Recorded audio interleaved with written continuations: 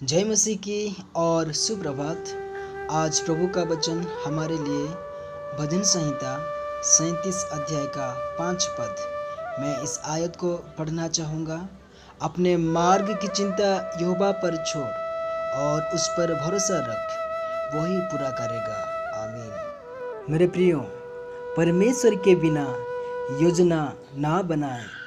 लगता है कि परमेश्वर के पास हमारे द्वारा बनाई गई उन योजनाओं को बिगाड़ने का एक आनंदप्रद तरीका है जो हमने उसकी ओर ध्यान दिए बिना बनाई है। हम अपने आप को ऐसी परिस्थितियों में फंसा देते हैं जो परमेश्वर के द्वारा नहीं चुनी गई थी और हमें अचानक यह एहसास होता है कि हम अपनी योजनाएं उसके बिना बना रहे थे।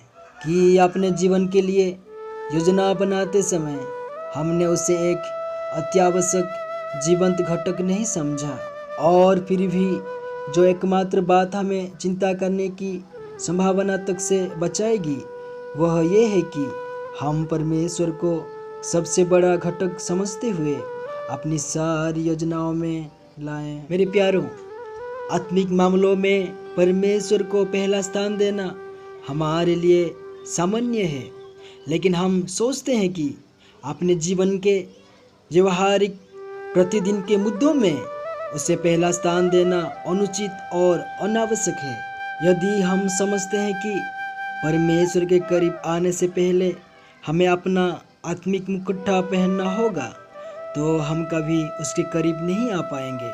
हम जिस हालत में हैं, हमें उसी हालत में आने की ज़रूरत है। दोस्तों, मन में बुराई का ख्याल रखते हुए योजनाएं ना बनाएं।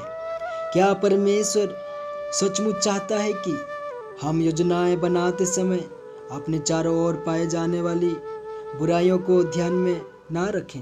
प्रेम बुरा नहीं मानता। प्रेम बुराई के अस्तित्व के बारे में अनजान नहीं है, लेकिन योजना बनाते समय वो इसका ख्याल नहीं रखता। जब हम परमेश्वर से अलग थे तो हम बुराई का ख्याल रखते हुए अपनी सारी योजनाएं बनाते थे और इस दृष्टिकोण से अपने कार्य के बारे में तर्क वितर्क करते थे।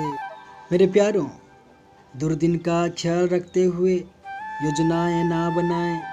यदि आप सचमुच मसीह पर भरोसा रखे हुए हैं तो दुर्दिन के लिए जमाखोरी नहीं करेंगे। यीशु ने कहा, तुम्हारा मन व्याकुल ना हो। परमेश्वर आपके मन को व्याकुल होने से नहीं रोकेगा। यह एक आज्ञा है, ना होने दो। ऐसा करने के लिए अपने आप को लगातार उठाते रहें, चाहे आप दिन में 100 बार भी क्यों ना गिरे, जब तक कि आप परमेश्वर को पहला स्थान देने की और योजना बनाते समय उसे ध्यान में रखने की आदत में ना पड़ जाएं। आइए हम प्रार्थना करें। हमारे जीवित और सामर्थ पिता परमेश्वर, आज के इस दिन के लिए हम आपको धन्यवाद देते हैं। प्यारे प्रभु जी, आपकी पवित्र वचन हमको याद दिलाती है कि अपने सारे मार्ग की चिंता यहोवा पर छोड़ और उस पर भरोसा रख, वही पूरा करेगा। हाँ प्रभु, हम अपनी सारी चिंताओं को हम आपके ऊपर छोड़ देते हैं। आपकी उपस्थिति में हर एक कार्य करने के लिए, आपकी महिमा को प्राप्त करते हुए, आपकी योजनाओं को हमारे जीवन में पाने के लिए हमें कृपा करें। हमारी विनती मुक्तिदाता यीशु मसीह के पवित्र और सामर्थ नाम से हमारे प्रार्थना सुन और स्वीकार कीजिए। आमीन। प्रभु आप सभी को आशीष प्रदान करे।